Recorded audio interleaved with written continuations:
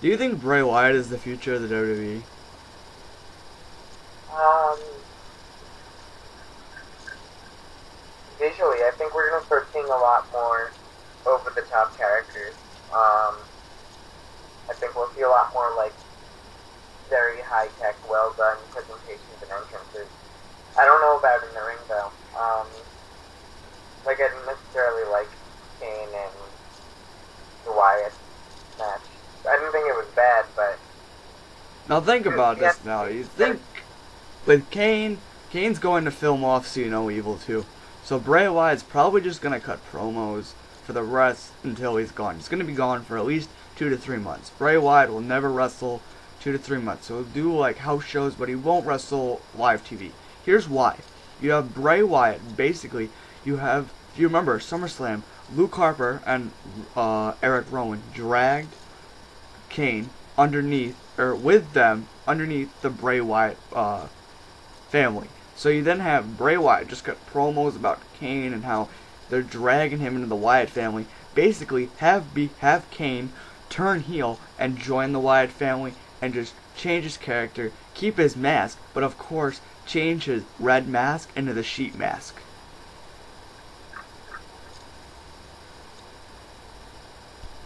yeah. Um, I agree. I don't see them main eventing very soon. I think their gimmick is very good as it is.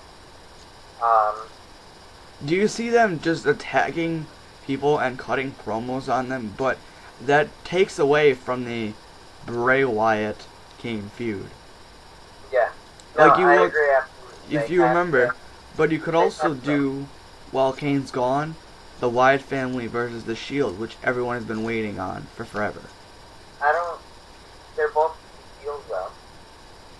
Bring Wyatt's the face, because everyone likes them, but then yet again, that screws over their plan with Kane. Yeah, and I think I don't. I wouldn't make them face. Um, But I, like you look at the huge pop that they got. They got a huge pop the day they debuted. They get a huge pop. They got a huge pop at SummerSlam, and then they got a huge pop whenever. But then yet again, it would have been nice if WWE trolled us, had Undertaker's toll when everyone was chanting Undertaker when Kane was getting attacked. Have Undertaker's music, have the tune the bells, and then have Undertaker not come out. Because if you remember correctly, the original plan for SummerSlam was to have the Wyatts versus Brothers of Destruction. yeah, no, that's what I thought they were going to do at SummerSlam. Yeah, I honestly thought that they were gonna just troll us because the recent photo of the Undertaker didn't look good, and I don't think he'll ever wrestle again. To be honest with you, Uh, I think WrestleMania. I honestly think he's done, and I honestly think he's gonna be inducted in the Hall of Fame. But I don't think Vince will ever induct him into the Hall of Fame because of his character. But I do see him basically coming off character and inducting himself, or having Kane induct him, or like Shawn Michaels, or Yeah, I could see Shawn Michaels inducting character. because they had that huge long 2 to 3 year rivalry. Yeah, and I think that's one of the closest ones besides McMahon and Austin in the Attitude Era. yeah. I think, well, the difference is Shawn and Taker's was very much a WrestleMania time one, whereas Taker Austin or Vince Austin was always happening. And that's where the ratings went. Was everyone was trying to figure out what's gonna happen next. What is Stone Cold gonna do to Vince McMahon? So I think also too what they're recreating is what is the McMahon's family gonna do now with Daniel Bryan? Not to get off this topic, but yet again, I see them possibly recreating the Attitude Era.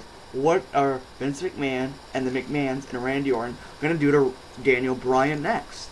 Because I Right. think that's what their main thing is to recreate that Attitude Era moment between Austin and McMahon.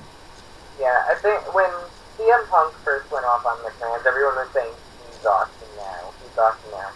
But now that I'm starting to see this play out, it makes more sense to have Daniel Bryan as the Austin of now, just because I think Daniel Bryan has that connection with fans more than anyone else in WWE, or Daniel Bryan. But Daniel Bryan sells merchandise. He has yes, he has no. And even though his two sayings of all of WWE, they still sell his shirts. You look at any other people's shirts, you look at Cena's shirts, you look at anything else. The only shirts that WWE has sold since his debut is Daniel Bryan's. His no shirts, his yes shirts, his his respect the beard shirt, the beard is here shirt. His first shirt, the Flight of Virus there that said respect the tape, that's still available on WWE Shop and at WWE events. But you look at John Cena's shirts, his shirts are not available anymore. You look at his Rise Above Cancer shirts, they're not available anymore. Yeah, I think Daniel Bryan is very much, he has a connection with the fans, very much the type of person that this time that we're in right now can connect with, and I think that's really important. Just like Austin came out when everyone was very anti-established and very much. Austin was very much the character that a lot of the people wish they could be, and I think Daniel Bryan, more than anyone else right now, is the character that people wish they could be. Yeah. I do possibly see Bray Wyatt, Daniel Bryan, and some of the NXT people coming up being the future of the WWE. And think about it, what Triple H said when they opened up the WWE Performance Center, this is the future of the WWE. And I agree 100% with that, because Cena's going to be out the door in 10 years. And you look at some of these, you look at these rising stars, you look at Sami Zayn, you look at Chris Hero, you look at El Generico, you look at Kevin Steen.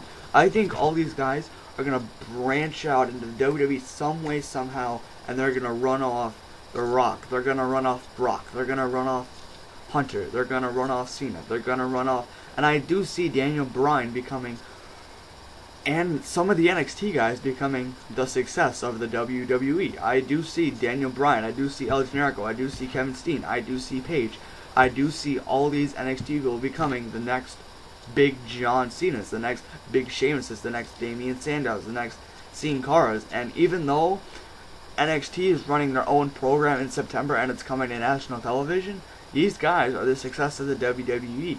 These guys, you know, it's going to come back to the battle of the brands. You're going to have the Raw, the SmackDown, and the NXT brands.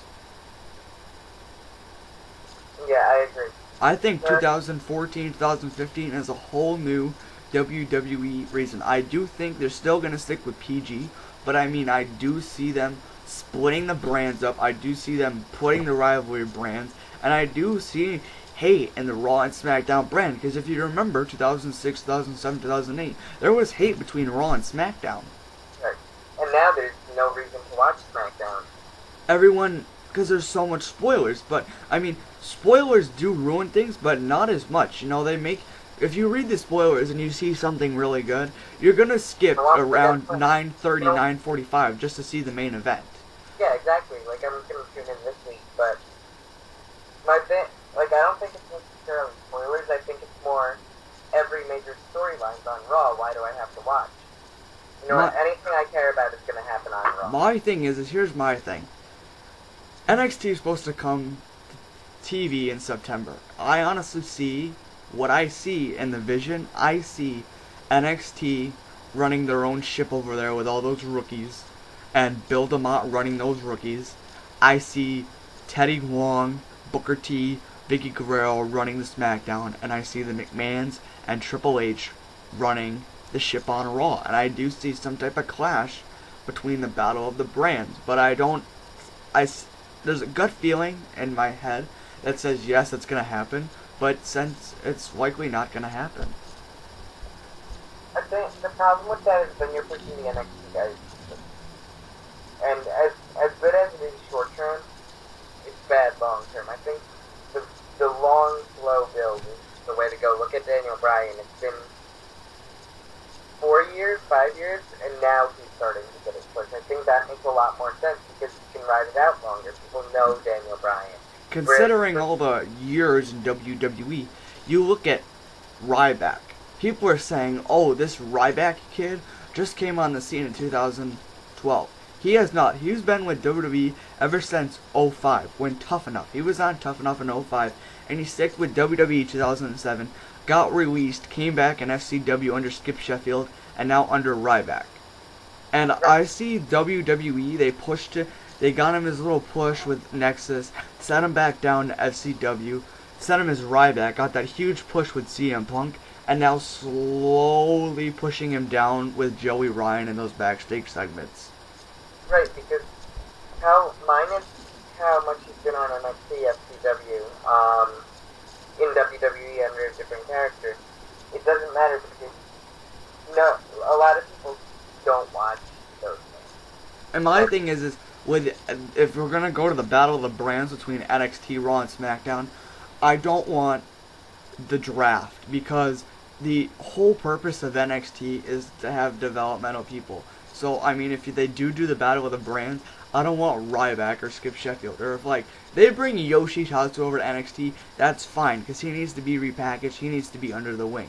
But if you bring, like, Sheamus over to NXT, like, no, like, that doesn't make any sense. He's the face right now of WWE, or he was the face of 2012. There's no need to bring him up from NXT. There's no reason to bring Alberto Del Rio over to NXT. And there's no reason to put Damian Sandow under NXT, because he's right now the face of SmackDown. True. But, I mean, it does help out the NXT guys a lot. And, wait, do you watch NXT now? Oh, yeah, I watched it online. FP4 online, a Wrestling 24. I know that a Wrestling Observer puts it up. Wrestling Inc. doesn't put it up because they say it's too advertised. But I know that let's see, I know PW Torch puts it up. So there's a lot of wrestling sites out there that do put it up. But I think those are the main people that talk about it. I mean, like, Wrestling Inc. only posts spoilers. But if you look at like pftorch.com, you look at wrestlinginsider.com, they actually post reviews about NXT and think what's gonna happen and the trust. Like, I can't wait for NXT to come, because like in September, because I do see some type of battle of the branch clash. Like, I do see, how weird would this be if Raw and SmackDown just invades NXT, just like Nexus did in 2010. They invaded Raw and attacked John Cena. Yeah, I can see that switch around where I can see Randy Orton, John Cena. I can see like all these superstars invading NXT and forming like this one alliance group that one night only, and just destroy NXT. And then basically fans chanting Nexus, Nexus, Nexus, turnaround. And basically 4 years later, or like not even, like a month now, you can possibly see the next WWE, the Nexus of 2010 is now WWE invading NXT, when it was NXT invading WWE in 2010. Yeah. I mean, as much as that would be good for a storyline, it hurts those guys to see them all. But that gives a lot of the NXT guys TV time, and even though NXT is going to be coming on TV in September of 2013 on Sci-Fi, I do see those NXT guys getting pops because that they're on TV and that people are tuning in, because there's going to be Raw superstars and there's going to be SmackDown superstars. But I don't ever see like Raw or SmackDown superstars coming over basically drawing the ratings. I see the NXT guys drawing their ratings. Like, I honestly do think though, in the next month or so, NXT is going to be the highest cable provider besides Raw and SmackDown and everything else, because it's new to WWE television and people don't go to Full Sail University just to watch NXT, because that's where it's going to be taped. So it's not like they're going to tour again like they did in 2010 and 2011, where it was SmackDown and NXT was the two main tapes, and now they have Saturday Morning Slam and Main Event. Yeah. So I do see them possibly having the huge ratings, because the people that haven't watched NXT and are waiting, they don't know what the Full Sail University is, and even though it's like a TNA crowd, I honestly think that it's better, because they don't have to put any filler in. They won't put filler in for the crowds, because it's too small of an arena, and people will know. You know what I mean? I think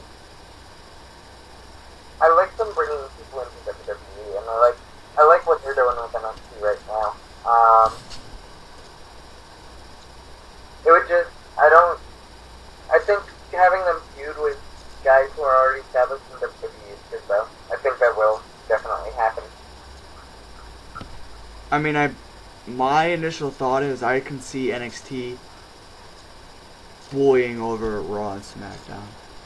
I mean, Raw, the ratings might get about the same as SmackDown. Raw though, just so many people watching Raw has such a wide reach that I think it would be really tough for it to touch Raw.